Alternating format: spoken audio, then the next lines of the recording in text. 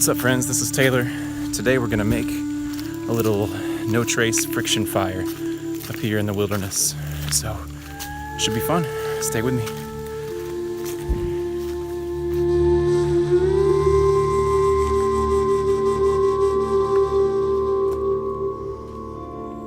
We're gonna gather some tinder and kindling as we go.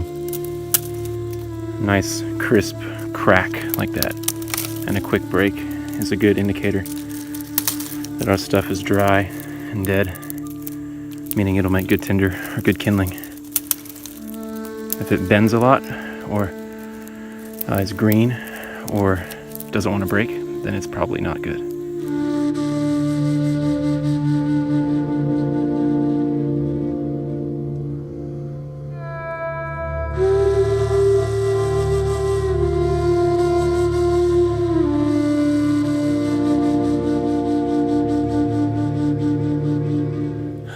Well, we made it to the top. I went off the trail a while back and climbed up the side of a mountain, and as you can see, the view is quite worth it. So now, just gonna gather a little more kindling and fuel, and then we will make a little fire by friction.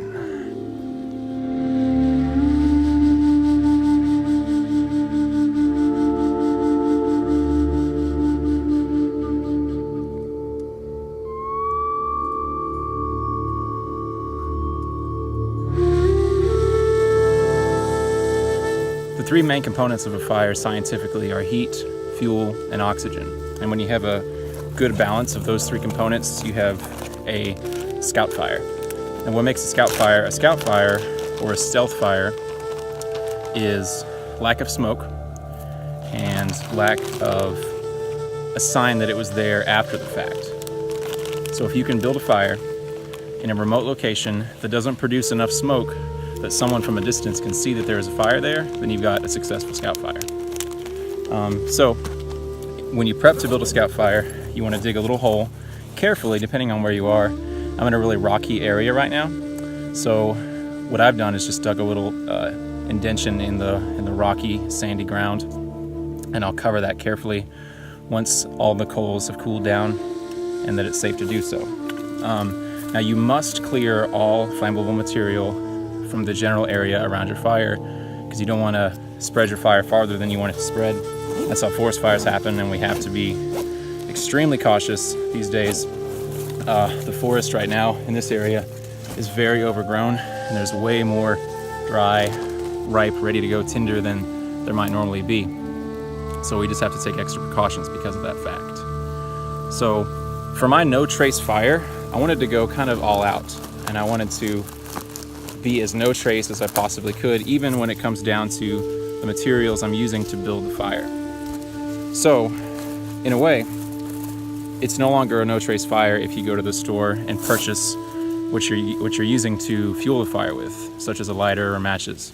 So I use natural materials only, thus the hand drill. My baseboard or hearthboard is sycamore, and my spindle is mullein. And my tinder is cattail down and cedar bark and twigs. Now the other thing about a scout fire is that it doesn't get big, because once your fire gets really big, it becomes basically impossible to keep it smokeless.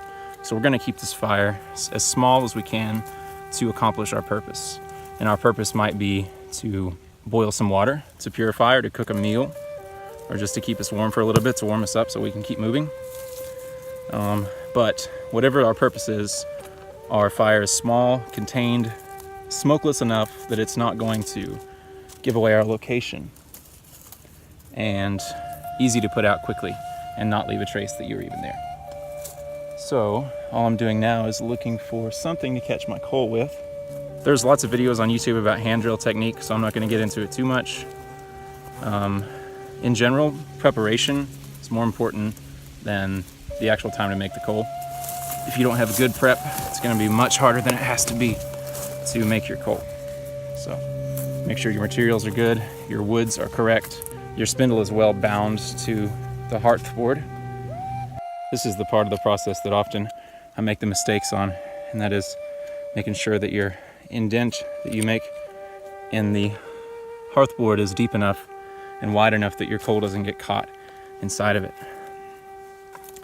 Like I said, preparation will save you a lot of frustration. Making sure you have good materials before you start the process will save you a lot of time and energy and calories if you're in a survival situation.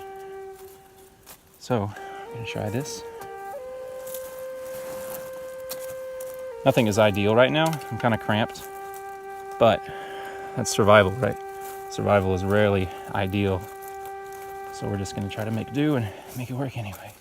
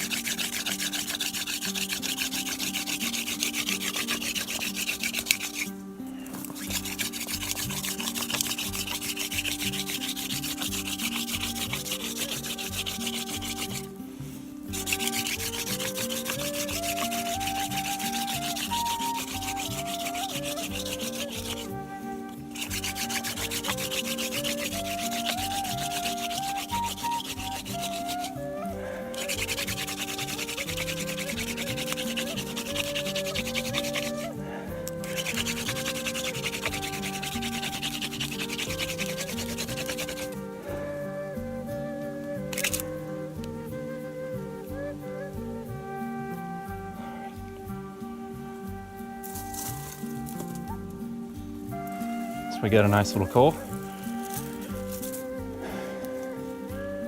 See if we can make a flame out of it.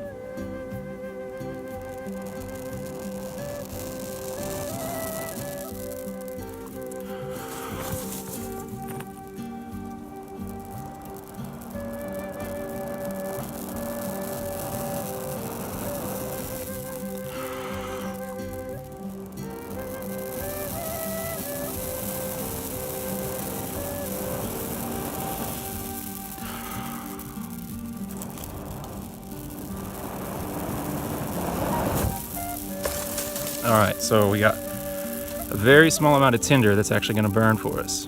So we're gonna see if we can get it lit just with what we have.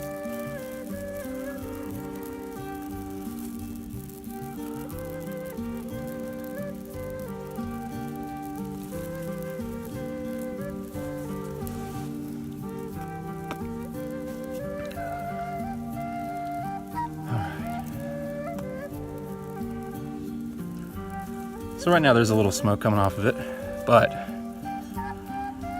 once the smoke rises into the air far enough that someone from a distance could see it, it's not going to be enough to actually give away my location. It's going to dissipate plenty from all the other air before it gets to the point where it might actually give away my location. So, as I said before, let me get this so you can see. Scout fires stay small. They don't get any bigger than they have to accomplish their purpose. You want to stay safe. Make sure that your area is sufficiently far from any kind of dry tinder. As you can see, this area around me is full, absolutely full of stuff that burns easier than you might think. So we have to be extremely cautious to protect our forests that we love so much and that provide us with the means to survive. So the scout fire would get me a little bit of water, boiled, purified, so I could drink it if I was on a very quick mission or assignment without much gear. It would allow me to warm up a little bit if it was really cold. And it's completely 100% no trace. Fire is smokeless, as you can see, because of good ventilation, right? The three aspects of a fire from a scientific standpoint are fuel, heat, and oxygen. And if you have good oxygen flow, you won't have hardly any smoke. There's absolutely no smoke up on this beautiful mountainside. And once I'm done with this fire, I'm gonna make sure it's cold enough that I can touch it. Now see, there's a little smoke coming right there, but if I move the sticks a little bit, the smoke goes away. It's just from a lack of good ventilation. So anyway, for safety and for no trace, I'm gonna make sure all the coals are out. There's not any heat. I can put my hand on the ground where the fire was, and you can't even tell it was there. And I'll cover it with the rocks and sand and be on my way. One thing my teacher, Spencer Two Dogs, often says is that need is a great teacher. And today I wanted to build this fire very badly, but I didn't have what I needed, that is my fire kit. So I decided to try anyway with my hand drill. And I had success because I knew I couldn't fall back on my fire kit, which is much easier. So sometimes emergencies and needs are a good teacher because they push you farther than you might go otherwise if you knew you had a backup plan. A lot of people will just pour water on a fire and think that's a safe way to get rid of it, but it's really, unfortunately, not, because so much heat can remain in the coals that even if you pour a lot of water on a fire, it can still generate enough heat to reignite tinder if there's tinder near it. So you want to remove at least one of the three components of a fire scientifically: fuel, heat, or oxygen. I like to remove fuel because it's the one that you can most easily be assured that you've done correctly. So if I remove all of the stuff that can burn, like this twig, from this immediate area, then I know I'm pretty well safe. You want to burn through all the fuel that you used and then make sure there's no more fuel around the area. Water is a good second layer of defense because it removes some of the heat, cools it off, and it, in theory, tries to get rid of all the oxygen, right? But so far we've done a pretty good job of getting rid of this fire. I'm just gonna double check everything. See, that soil right there is still so hot I can almost not touch it for very long. So if you spread it around a little bit, it'll help remove some of that heat. Now, because we're talking about leaving no trace and tracking and counter-tracking and trying to remain undetected, ninjutsu, things like that, it's worth mentioning that the best trackers in the world are absolutely impossible to avoid and to evade. There's no way you can completely outwit the best tracker in the world, because no matter what we do, there's always a sign we were there. That's kind of the basis of crime scene investigation as well. So we just have to keep that in perspective, that we're trying to outwit most trackers, but there's really no way we can outwit every tracker. We can only outwit a tracker who's not as good a tracker as we are. So it's worth studying tracking and stalking. It's a very old, ancient skill. Not a lot of people know it these days. Some hunters, still hunters, know it a little bit often. But it's a worthy skill to know if you practice ninjutsu or Highland scout training, things like that. It's just good to know, because if you can track well, then you can evade trackers well. So anyway, for more info, go to lotswild.com. It's this fantastic survival summer camp that I work at. My teacher, Spencer Two Dogs, Bulljack, is the head instructor, and he's out of this world. His skills are incredible. So check out the website if you want to learn more. Just a little quick scout fire here in this beautiful, beautiful day in the Appalachian Mountains of Northeast Tennessee and Western North Carolina. I don't even know what state we're in right now, to be honest, but we're somewhere in Appalachia. Peace, y'all.